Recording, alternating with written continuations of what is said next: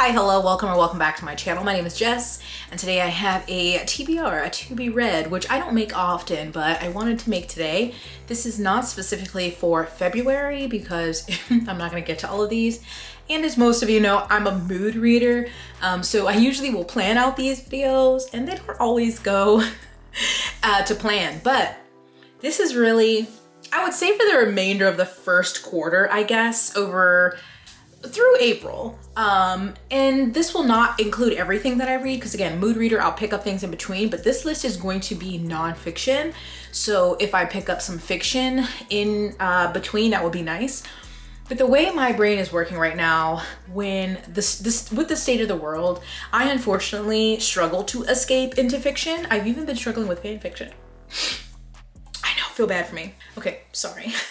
I've been struggling to escape into fiction, so I've been reading more nonfiction. I started the year with a couple of memoirs, and now I've currently reading a book about a consulting firm, McKinsey consulting firm, and I want to kind of shape my reading, and so a lot of these books, you'll kind of see a theme, and I don't plan to read all of them. Because some of them may be harder to acquire. Some of them maybe I'll purchase, but I don't want to purchase all of them. So it really depends on availability plus my mood, but I do want to get to some of these because I find that I can't ignore what's going on. And so just learning for me is helpful, and doing that through reading is obviously like my favorite way. There's probably also really quality podcasts out there, I'm sure documentaries, and maybe I will include those as well. But these will be the books that I will aim to get through for the rest of this quarter. And I know that I'll need to take breaks because these are some heavy topics. But this is what I feel in the mood to read right now, even though that seems kind of weird. So I don't own any of these, unfortunately, because again, I'm trying to really structure my reading around certain topics right now. And I do own a lot of nonfiction books, but they're not currently what I want to read. So I got a mix of recommendations, and I have a lot. So we'll see. If I could get through half of these, I would be happy. Note, I have way more books on the list. I didn't put them all in this video because I was trying to be reasonable about what I would get through the quarter. So you're gonna be like, that's not a lot of books, but it was not all of the ones on my list, just like the top ones that I'm gonna try to get through, but who knows? Some of the other ones may come in from the library quicker, or I may not enjoy reading another one and I might switch it up, just so you know, okay? The first one is Elite Capture, How the Powerful Took Over Identity Politics by Olufemi O. Taiwo. Apologize for the pronunciation, but this is talking about the ways elites have co-opted radical critiques of racial capitalism to serve their own ends.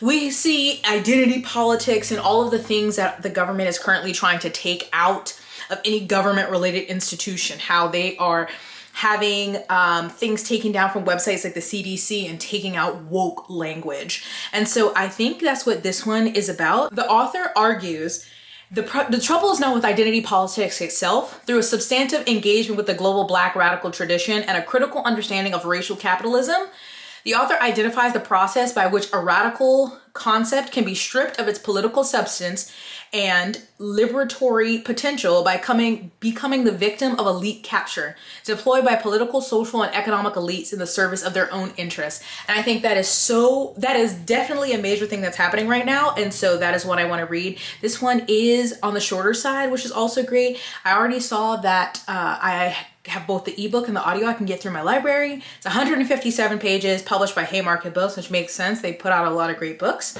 So that is definitely one that I want to get to, probably one of the first ones. The second one is American Rule, How a Nation Conquered the World But Failed Its People by Jared Yates Sexton.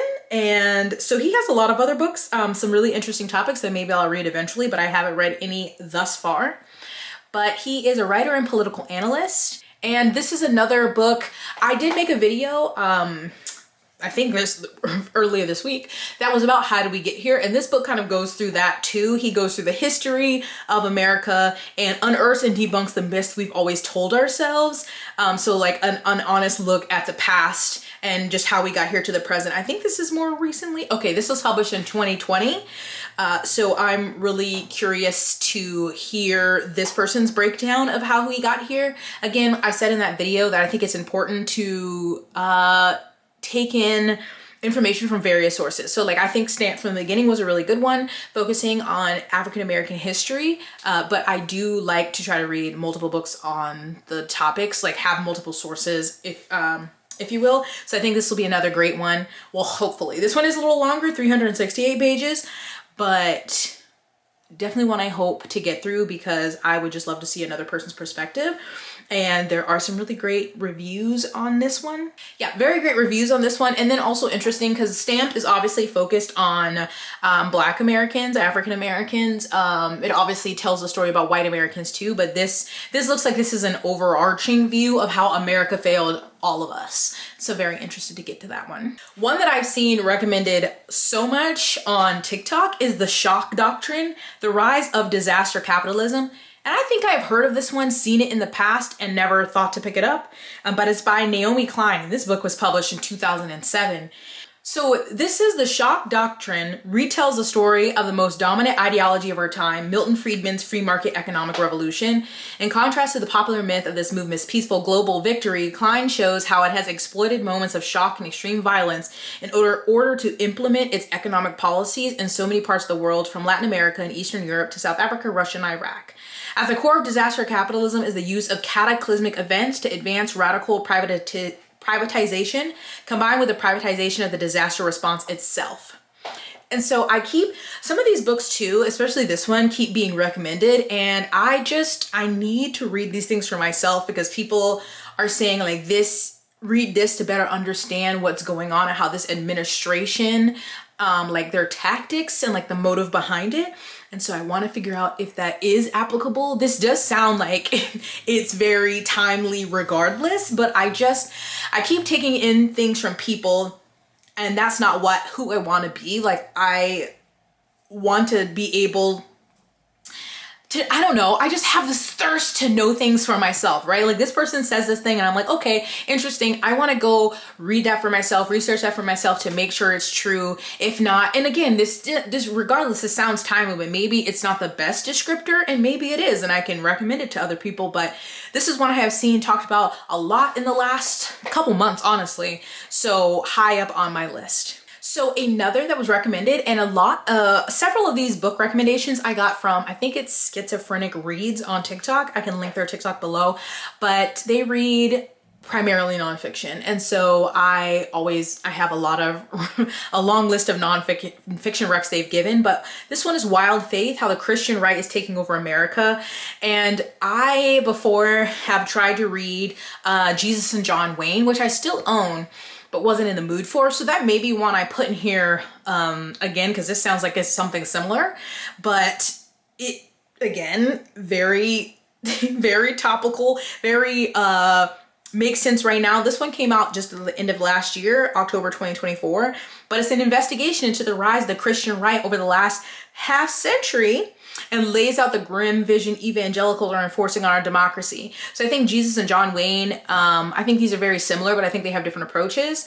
And so this is talking about book bans in libraries to anti-trans laws and state legislators, firebombings of abortion clinics, and protests against gay right. And so the Christian right is a cunning political force in America that's in power currently. So yeah, gotta get to that one. This next one I hadn't heard of. It doesn't have a lot of reviews on Goodreads. It also came out at the end of last year. It's called Disaster Nationalism, The Downfall of Liberal Civilization by Richard Seymour. And I added this one to the list because it is not just an American lens. This is about liberal civilization in crisis worldwide. And it says that the spotlight often shines on Donald Trump, Jair Bolsonaro, and Rodrigo Duterte. The true peril lies elsewhere. They are but the political manifestations of a potent force, disaster nationalism. So this is like, we have these big names that we know worldwide, but like, there's even more. It's beyond just these people. And so this says the mass cultural phenomenon propelled through the vast networks of social media and fueled by far-right influencers emerges from a reservoir of societal despair, fear, and isolation. At its core, disaster nationalism fixates on images of catastrophe, the great replacement, satanic cabals as explanations for its discontent. It yearns for an end days, a reckoning storm, as the QAnon faithful call it. So I hope, even though this is pretty short, 288 pages, that this is kind of a more global look at what's going on. And because a lot of these are very American centric, but I want to get essentially I'm trying to read about how we get to fascism. And obviously I want to read histories of America, but also I think looking at other countries and how that's affected them is very helpful, if not just to know, I guess, what to expect. To recognize patterns, that kind of thing. Okay, the next one I have heard about before too. This one came out in 2017. I think I have one of these authors, this author's books on my shelf, but it's a different one. But this one's called On Tyranny, 20 Lessons from the 20th Century by Timothy Snyder. And so this is billed as, again, another short one, 127 pages, but it says a historian, so he's a historian of fascism, offers a guide for surviving and resisting America's turn towards authoritarianism. So that's very interesting. And again, this came out in 2017. Obviously this is after what's his face got elected. Was it 2016? Was it 2016? Yeah. And so I think this is interesting for a guide on how to survive under these. Okay. Sorry for the airplane. But anyway, this is the first one of the nonfictions that I have been recommended or come across that says that it's a guide. So it says Americans are no wiser than the Europeans who saw democracy yield to fascism, Nazism, and communism. Our one advantage is that we might learn from their experience. So 20 Lessons is a call to arms and a guide to resistance with invaluable ideas for how we can preserve our freedoms in the uncertain years to come. I don't know how helpful these things may be, but I think amongst these more dire stories that I'm reading, at least something that seems to offer tips, I guess, lessons, ways to survive under an institution that we have no power over changing at the moment. I'm hoping this can be helpful. So this next one, I don't know. It's on my list. It was recommended, but I'm not like I'm sure I can guess at if it's good or not. It's just older and it's a little longer. It came out in 2002.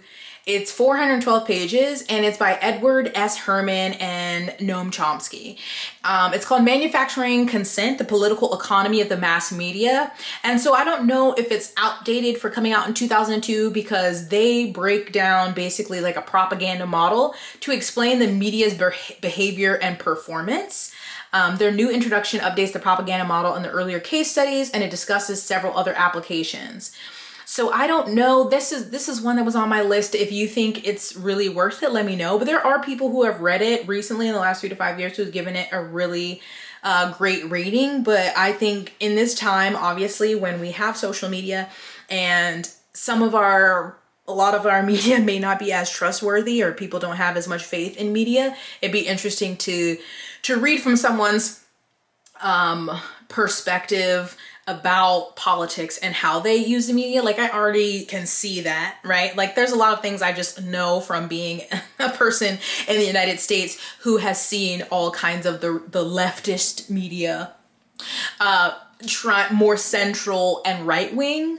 So this could be interesting. I don't know. Like sometimes some nonfiction is more entertaining, more gripping than others. Some are a little bit more dry. I don't know. That's more of a maybe. So this next one, How Fascism Works, The Politics of Us and Them by Jason Stanley. This says it came out in 2018, around 240 pages. Now I would read you what it's about, but for some reason, the summary under it on Goodreads, it looks like it's in Portuguese, maybe. So I'm assuming this is about how fascism works. And one of the reviews is saying that it's short and easy to digest, and that the author outlines the major characters of fascism, gives examples from across the world and connects it to the current state of the US, 2017 at the time of writing. And so while I feel like I have a very general understanding of fascism, you know, a baseline, I would like to know more, again, with something that I see constantly on social media being like, this is how fascism is. I mean, look at my shirt. It says, ban the fascists, save the books. And so again, I have a general understanding, but I would like to know more. And especially if he explains, like if he's giving examples from across the world and tying them back to us, I think that'll be really helpful. So I'm sorry I couldn't tell you more about that book, but this is another one that's more high on the list.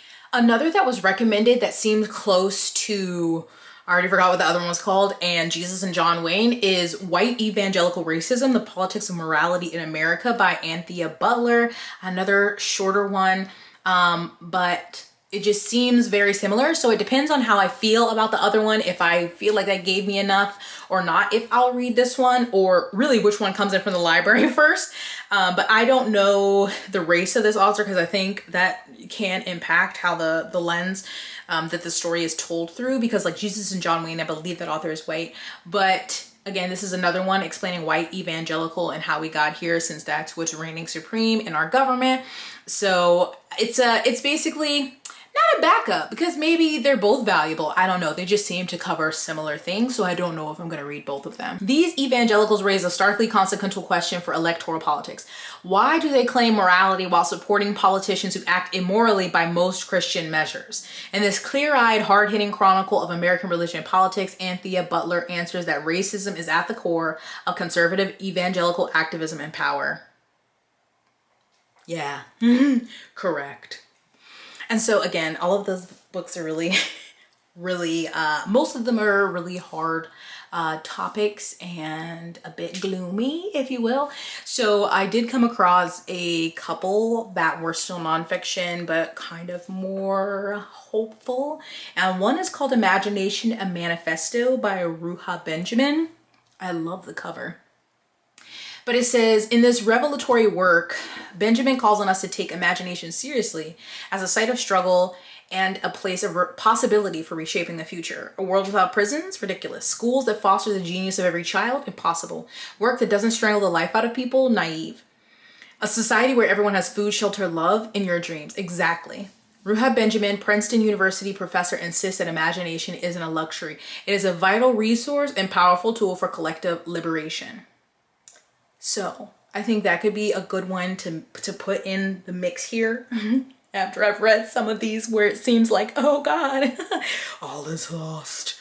I will have to add that one in there. And another one is Mutual Aid, Building Solidarity in This Crisis by Dean Spade. I obviously know what mutual aid is. Again, something that I have a very just like base level knowledge of, and would just like to know more of. I don't know if this shares examples or ways to get involved in mutual aid that, because my struggle is usually like, I usually don't have the monetary ability to support as much as I would like. I do when I can, but I'm hoping that this will explore different ways to be helpful. So mutual aid is the radical act of caring for each other while working to change the world. And this book is about mutual aid, why it is so important, what it looks like, and how to do it. Thank you. It provides a grassroots theory of mutual aid, describes how mutual aid is a crucial part of powerful movements for social justice, and offers concrete tools for organizing, such as how to work in groups, how to foster a collective decision-making process, how to prevent and address conflict, and how to deal with burnout. So excellent. I guess I should have read the description before I said, I hope this is what this is. Another shorter one, 152 pages. But again, I think between this and the other one, like On Tyranny, I want to know, but I also need some actionable things. I need some steps, some tips, some suggestions, because while my brain wants to know all of these things, well, part of it, the other part is like, girl, but how do we not freak out? What do we do? And while we don't have a lot of power currently, unfortunately, to do much individually, I feel very hopeless sometimes. And I am grateful for this platform and all of the people who watch my videos. So I just feel like this is what I can do. I can educate myself and then share those resources with you and have conversations. And it doesn't seem like much, but it's something, and it gives me it makes me feel like I'm doing something. It gives me purpose. I get to learn things in the process and get to share them with you all. So these are just, I have even longer lists, but these are like my priority for the first part of the year to get to. If you have any books on these topics like fascism, the rise in it here, things about like our current system in America, I would love that. Or any other books that you're reading nonfiction wise that kind of explain the world, how we got here, not just the US, the worldwide, because after this, depends on how I feel. I have these like projects in mind of things I want to research for myself, because again, these people have different theories and stuff. They make content online, I understand, about America is looking a lot like such and such time this country, such and such time this country. And I kind of want to like find some books about those and read those and see if the patterns are the same. But again, I may be burnt out after this project, so we'll take it one book at a time. But again, if you have any recommendations, or if you've read any of these and think certain ones should be prioritized higher than another one, I would love to know. And let me stop using my hand, but I can't. That's it. So thank you for watching. Stay blessed, hydrated, moisturized, and sunscreen. I'll see you in my next one. Bye.